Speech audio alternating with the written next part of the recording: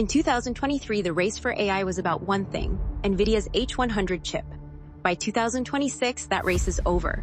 The real bottleneck isn't silicon anymore.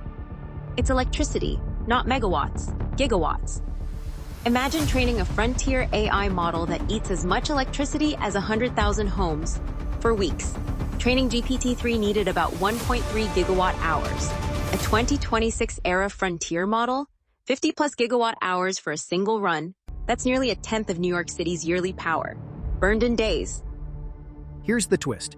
The world can't plug these AIs in.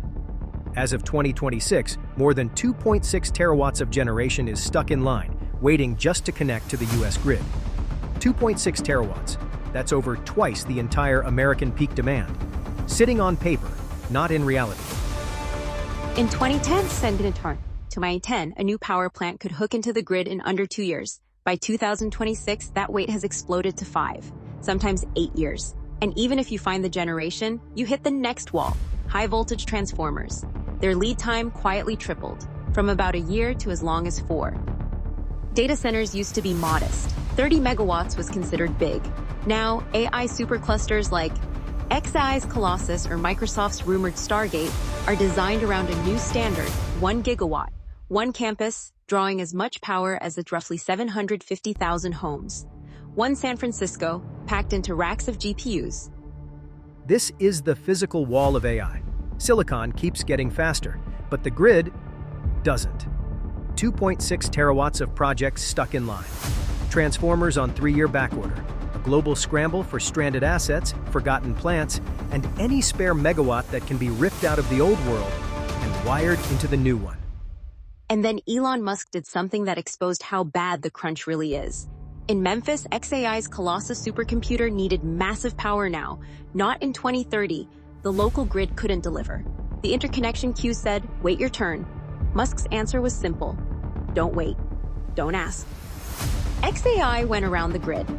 They sourced mobile gas turbines overseas, essentially jet engines bolted to generators, packed into shipping containers, and sailed them to Memphis. 40 to 90 aeroderivative turbines parked next to the campus, burning natural gas to feed over 100,000 GPUs, while competitors sat in line.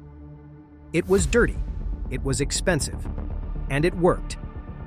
xAI built a private helipad into the power grid, while everyone else idled on the highway. That move shattered the illusion that clean energy deployment would keep up with AI. The reality was brutal. Speed beat green, and big tech took notes. Because here's the pivot. Tech giants realized they couldn't just buy power anymore. They had to own it. They stopped thinking like data center tenants and started acting like grid operators, hunting for nuclear plants, signing 20-year deals, and quietly writing checks to resurrect assets everyone thought were dead.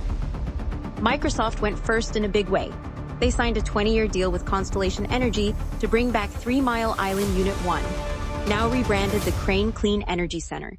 835 megawatts of baseload nuclear, targeted to restart around 2028 at a premium price, locked in for AI.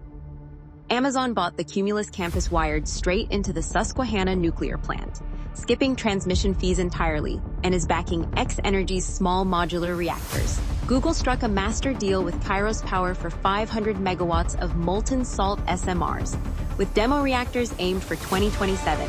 Larry Ellison at Oracle? He's already talking permits for 3 reactors. The technology behind this land grab is the SMR, the small modular reactor.